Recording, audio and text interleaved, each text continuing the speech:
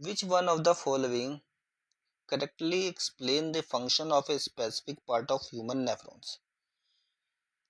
तो कौन सा ऐसा एक है जो बिल्कुल सही तरीके से एक्सप्लेन कर रहा है ह्यूमन के नेफ्रॉन्स के किसी एक पार्ट के फंक्शंस को।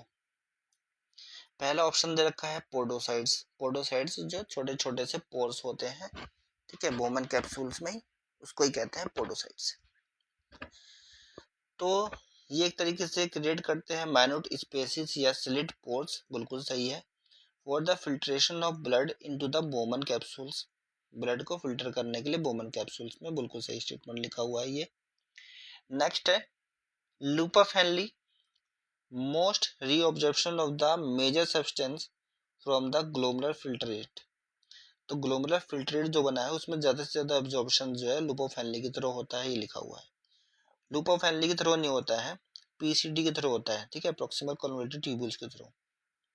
तो ये स्टेटमेंट रॉन्ग लिखा हुआ था। नेक्स्ट है डिस्टल कन्वोल्यूटेड ट्यूब्यूल्स, ठीक है, ये पीछे की तरफ होती है।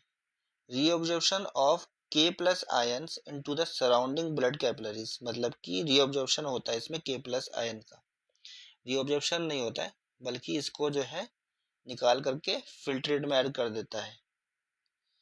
तो ये सिक्रीट होता है इन फिल्ट्रेट,